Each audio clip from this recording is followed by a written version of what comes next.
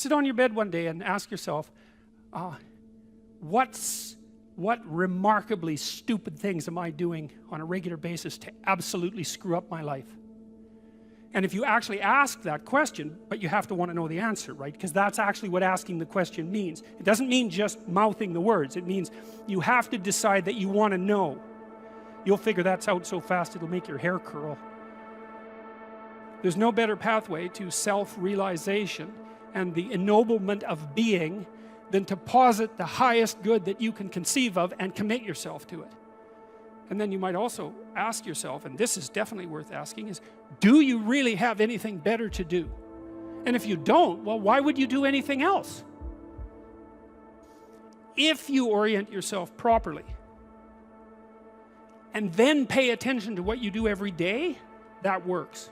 And I actually think that that's in accordance with what we have come to understand about human perception, because what happens is that the world shifts itself around your aim, because you're a creature that has an aim. You have to have an aim in order to do something. You're an aiming creature. You look at a point and you move towards it. It's built right into you.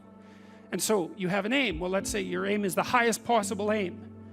Well then, so that sets up the world around you. It organizes all of your perceptions. It organizes what you see and you don't see. It organizes your emotions and your motivations.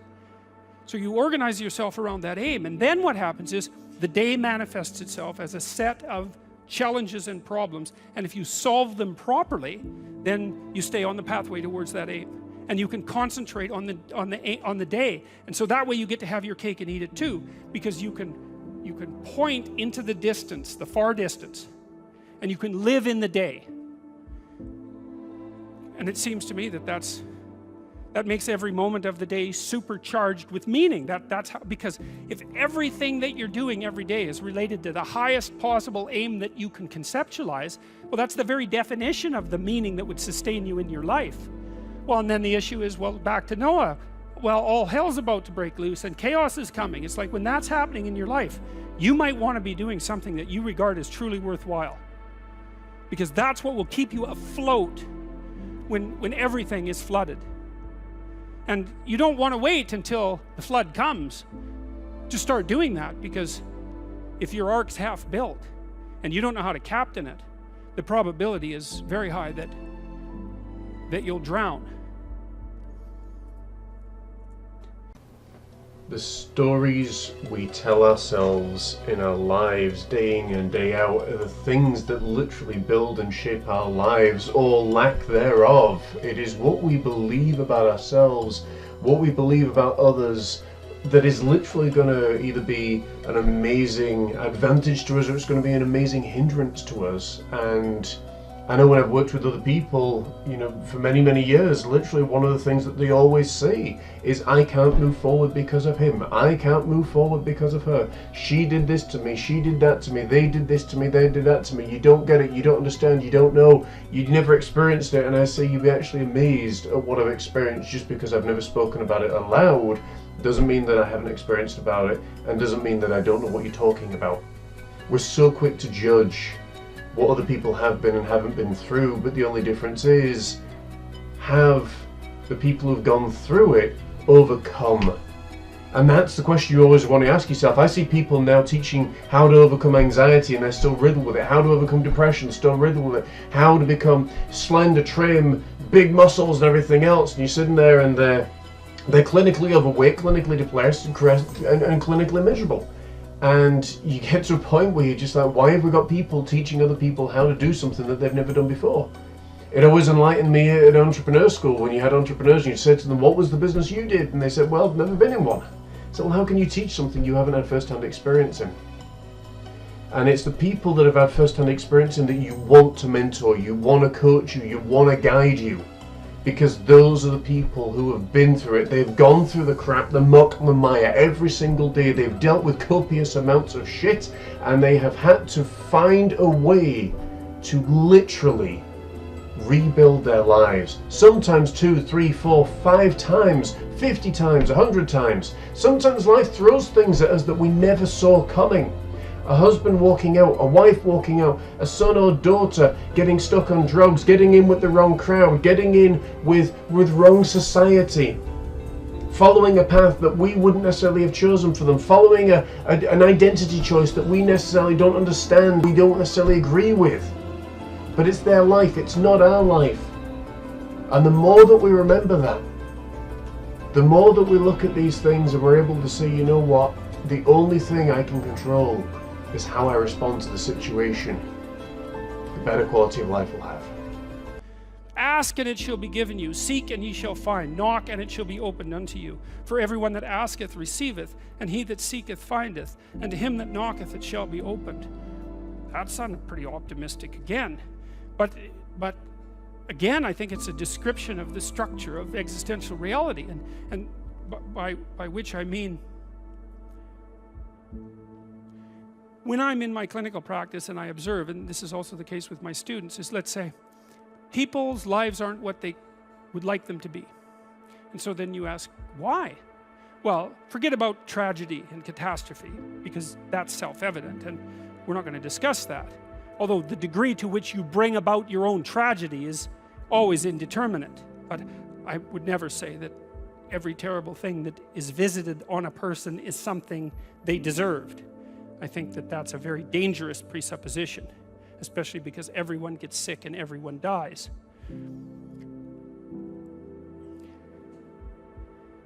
But one of the main reasons that people don't get what they want is because they don't actually figure out what it is. And the probability that you're going to get what would be good for you, let's say, which would even be better than what you want, right? Because, you know, you might be wrong about what you want easily. But maybe you could get what would really be good for you. Well, why don't you? Well, because you don't try. You don't think, okay, here's what I would like if I could have it. And I don't mean in a way that you manipulate the world to force it to deliver you goods for status or something like that. That isn't what I mean. I mean something like, imagine that you were taking care of yourself like you were someone you actually cared for. And then you thought, okay, I'm caring for this person. I would like things to go as well for them as possible. What would their life have to be like in order for that to be the case? Well, people don't do that. They don't sit down and think, all right, you know, let's figure it out. You've got a life. It's hard, obviously. It's like 3 years from now, you can have what you need.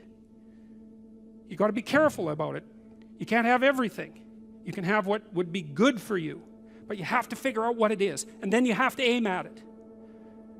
Well, my experience with people has been if they figure out what it is that would be good for them, and then they aim at it, then they get it.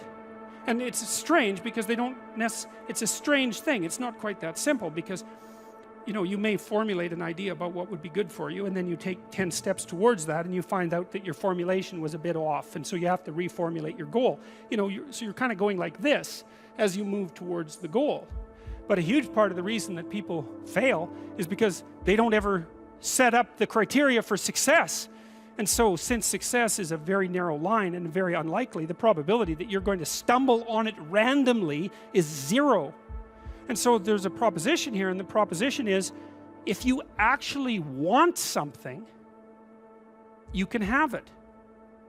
Now the question then would be, well, what do you mean by actually want? And the answer is that you reorient your life in every possible way to make the probability that that will occur as certain as possible. And that's a sacrificial idea, right? It's like, you don't get everything. Obviously. But maybe you can have what you need. And maybe all you have to do to get it is ask.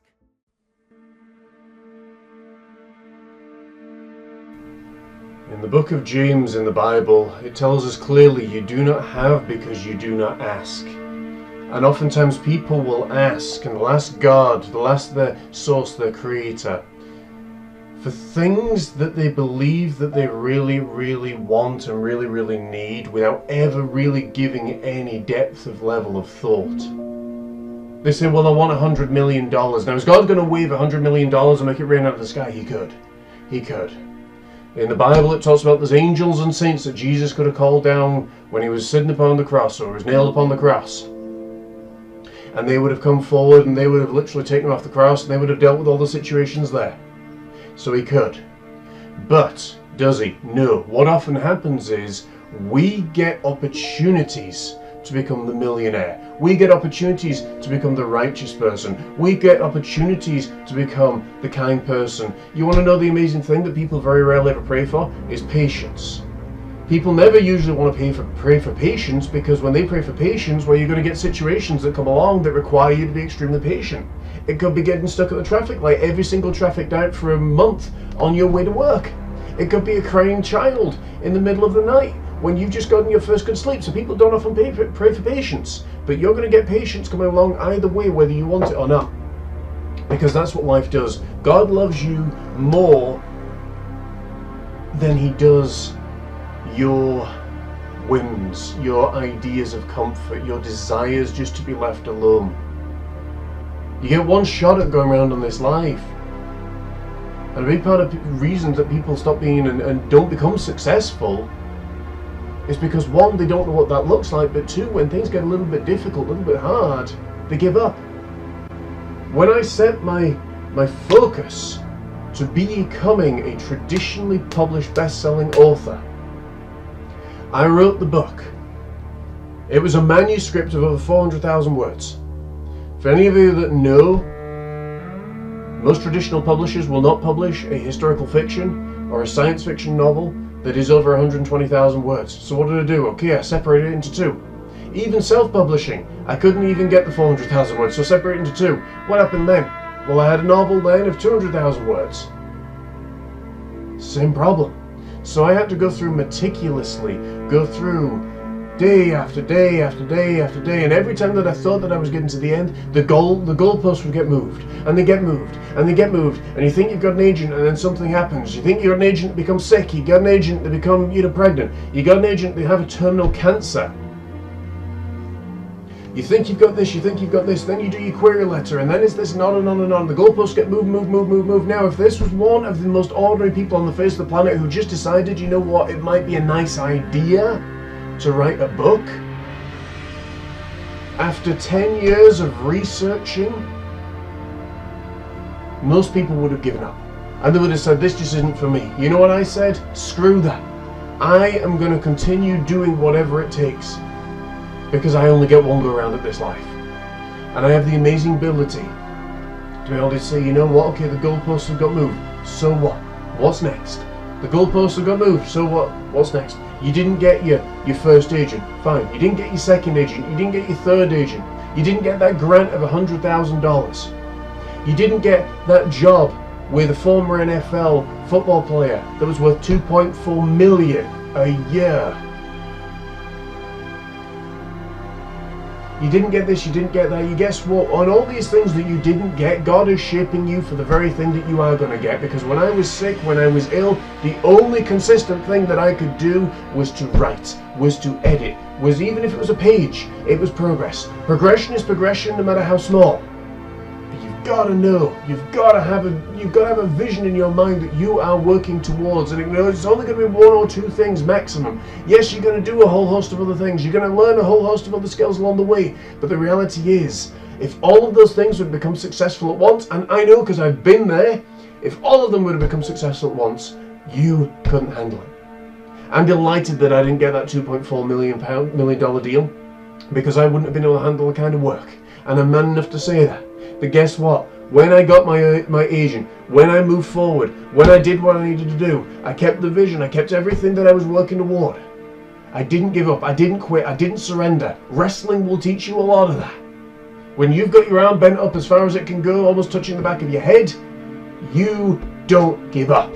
And it screws with the other person to the point that they're looking and saying, you know what, this is a whole different kettle of fish, this guy. And the devil looks at you and says, this is a whole different cat. I can't throw anything else at him.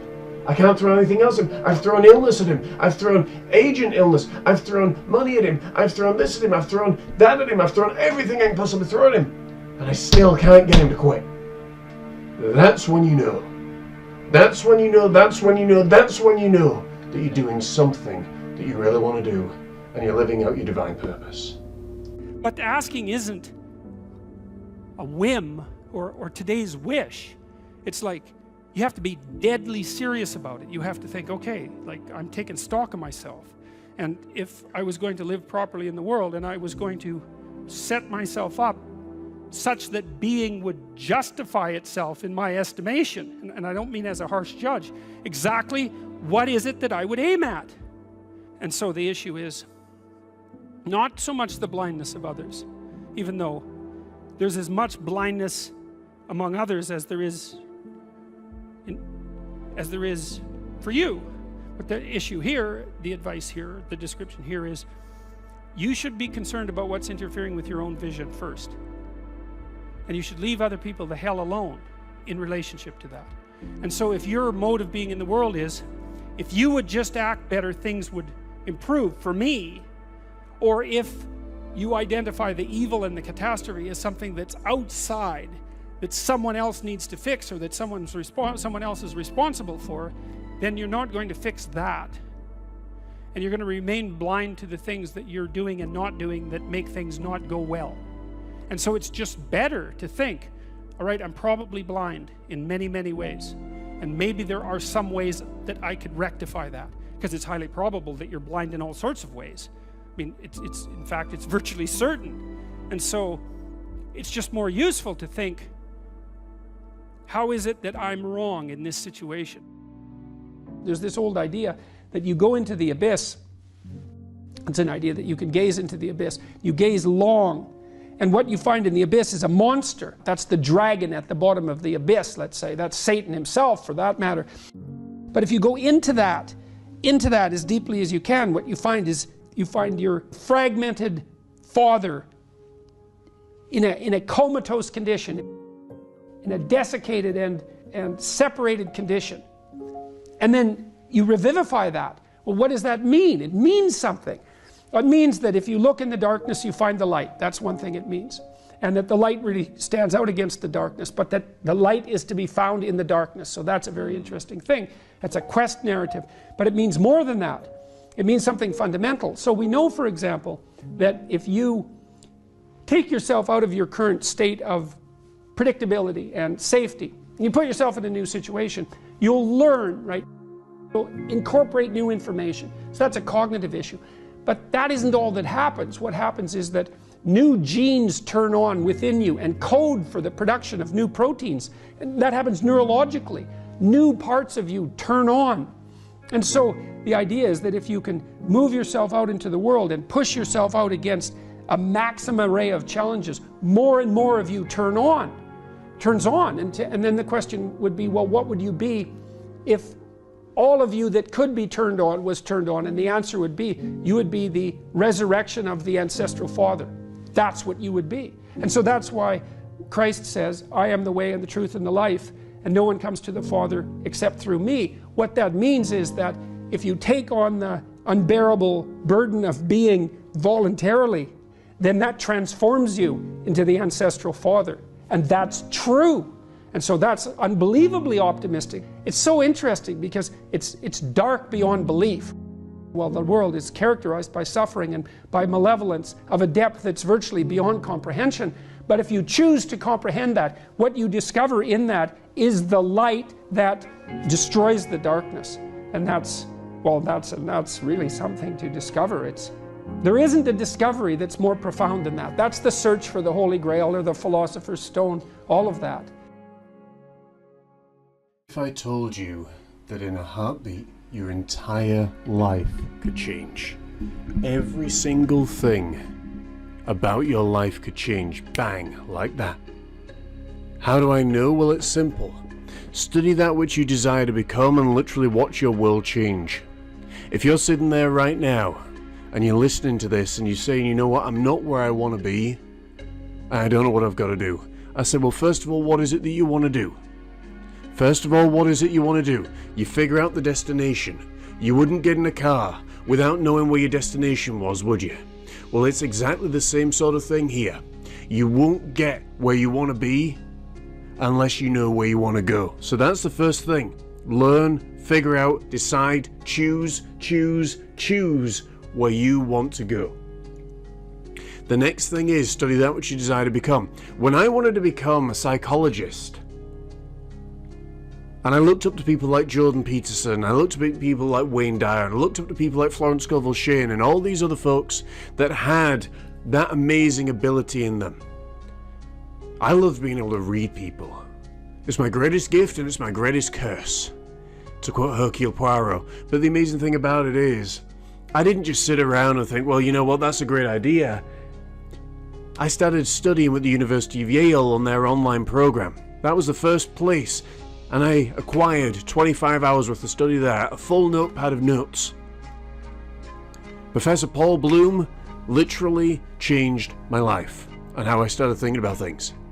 From there, I studied philosophy with the University of Yale. I then furthered my study with the University of MIT, with Dr. John in psychology. Now, Dr. John is someone that literally will give you a mind map into the brain. You will literally know every single thing that is in there and why they do what they do and all that kind of stuff. It is amazing fun.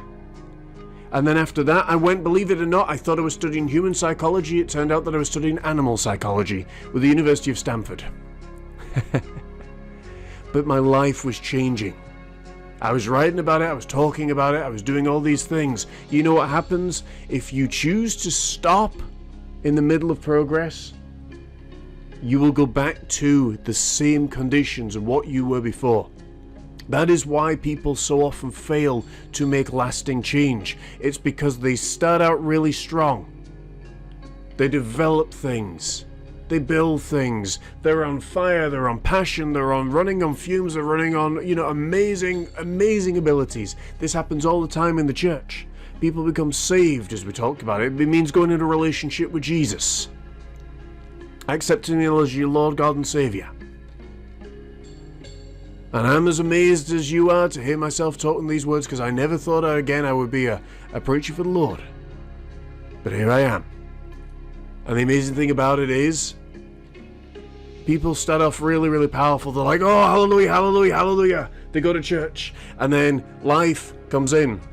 And you see this all the time with teenagers. They go to school. They go to college. They move away from home. They stop going to church, they start going to parties, they begin to compromise. Before they know it, they've got boyfriend, girlfriend in their room spending the night. They're getting up to all sorts of things. Hanky-panky, the drinking, the wildness, and God takes a back seat. And as Michael Singer has often said, and Wayne Dyer said, you know what, they would save themselves a heck of a lot of pain if they allowed themselves just to be guided, rather than trying to force everything. Because as you know, with little children, when they start forcing things, they break things. When we start forcing things, we break things. People's spirit, people's morale.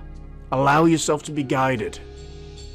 Allow yourself to be guided. But the most important thing is, you've got to decide what it is that you want to do. Who is it that you want to be? Where is it that you want to go? What is it that you want to see? You've got to decide. Only you can decide that. Only you can decide that. And some people are saying, well, I'm looking for my divine purpose. Your divine purpose will be more often than not either something you're really good at or something that you know absolutely nothing about, but you want to learn about. And you put all the work and all the energy and all the emphasis into that. Allow yourself to be guided. Allow yourself to be guided. Allow yourself to be guided and watch things happen. You said that a harmless man is not a good man. A good man is a very dangerous man who has that under voluntary control. How should people become more dangerous? Becoming more articulate is definitely, I would say, that's the primary array of weapons. So, physical prowess is something, and it's not nothing, that physical confidence that comes along with that as well. But the same thing replicated at the level of the ability to communicate and to think, that's way broader field of battle and opportunity. You want to take your rightful place in the kingdom? It's like, get your tongue straight, man. Get it under control in the highest possible sense. There's nothing that makes you more formidable than verbal competence, than being able to articulate, be able to think, to marshal your arguments, right? It's a battlefield metaphor. Get everything in order, all your information straight, to marshal your forces.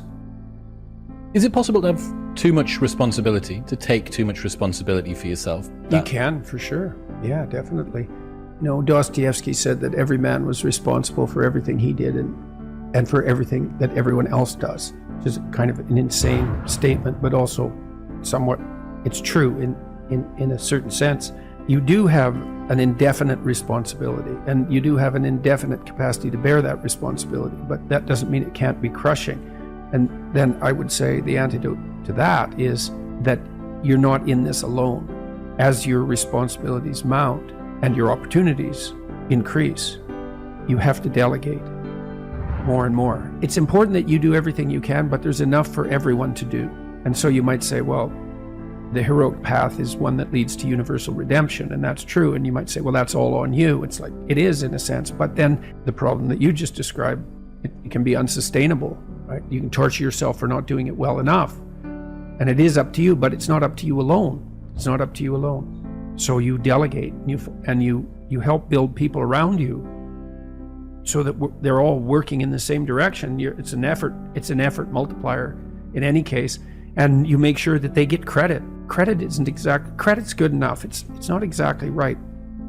The rewards are in accordance with their efforts, and you can distribute that. If you can routinize something and parse it off to someone else, say, here's a little kingdom for you, and it doesn't have to be little, and it's something that can grow, but here's a kingdom for you, well, then you can go off and do the next thing you need to do, which is extremely important. And you might think there's a kingdom, and then it's broken into little kingdoms, and so the farther you are down the hierarchy, the smaller the kingdom you get. But that's only true if you think the world's a zero-sum game, because you could also think of it as a place of indefinite number of the largest kingdoms possible. And I think, why do we think this is exhaustible in some sense, what we're doing? It doesn't look exhaustible. That's the limits to growth mentality. It's like, economists don't believe in that, because they think, well, no, we can just get more efficient, which we certainly are. We're way more efficient than we once were. And those gains in efficiency, when they're not being interfered with, are increasing at more than an arithmetic rate. Why do you think people have a tendency toward that zero-sum mentality? Yeah, well, I mean, there are elements of life that have a zero-sum element. I mean, if you're competing with another man, for example, to marry a particular woman, that's a zero-sum game if you only think of the game as including you two and that woman. So you can set up circumstances that are zero-sum, but to take that metaphor of zero-sum game where there has to be winners and losers because there's a finite number of resources is to assume that the rules of that game are the rules that govern the set of all games, and that's just not true. Games are infinitely multipliable. I mean, you can invent a new game. People do that all the time. The man who invented Catan, which is a game I really like to play, it's a very popular board game. That didn't exist until he invented it. Now, thousands and thousands of people play it, and he made a fortune from it. It's like that game never existed. So there doesn't seem to be any limit to the number of games we can invent. And it's a complicated problem because we are on a single planet, and some resources are more zero-sum than others, but we haven't really run into any actual zero-sum limits in terms of our, the probability of us living an abundant life on the planet. We've stewarded some resources very stupidly. We've done a very bad job of managing oceanic production, for example. And we have to be smart about our resources, but that doesn't mean they're zero-sum, and certainly doesn't mean the world is a zero-sum game. And that's a Malthusian idea, that population will grow till it consumes all available resources and precipitously collapse. And then why do we think apocalyptically? It's, well, because things do come to sudden ends. People die, people get fatal illnesses, like the world you so carefully constructed can be blown apart at any moment by a random occurrence, genetic mutation that causes the cancer that kills you. Life has a fundamentally apocalyptic aspect. And we do understand that because we're self-conscious, and then it's very difficult not to apply that kind of apocalyptic reasoning to things as such. The world's going to burn up. The climate's too hot. What about runaway positive feedback loops? Because that's what the climate types are afraid of. It's like, hey, they happen. How do we bind our apocalyptic thinking? That's a good question, man. That's a good question. We do that with the truth. That's how we do it. Through dialogue, through investigation, through exploration, through discipline, all of that. The Logos is the antidote to the apocalypse. And so what does that mean? Well, love and truth is the antidote to the apocalypse. Not the planet has too many people on it. Truth in the service of love. What do you mean by that? Well, it's a hierarchy of virtue, I would say. You know, there's an old idea that God is the sum of all that's good. I don't think sum is exactly the right metaphor.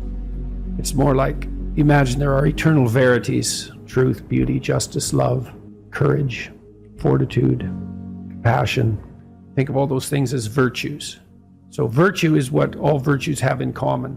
That's the relationship of God to the good. Well, you may think, how would that manifest itself in your life? Well, that might be pursuit of the good. And that's the pursuit of the good that unites all proximal goods. Well, what is that exactly? Well, it's something like belief that it would be for the best that all things flourish to the degree that that's possible. When I was a clinician, I thought of that as the good in me serving the best in my clients. And I think the desire for that to happen, that's love. So that's the desire for, you say, well, you take a human, bent, broken, miserable, malevolent, hurt, corrupt, weak, frustrating, disappointing, all of those things that we can lay on ourselves because of our inadequacies. It's like, it's easy to dismiss that. And part of that dismissal is what drives the notion that the planet has too many people on it and that we're a cancer on the face of the earth. It's like, it's not easy to love that. But what do you want? You want the broken people to rise up out of their brokenness rather than despise them for it. And then you orient yourself towards that and try to pull that out of people and yourself.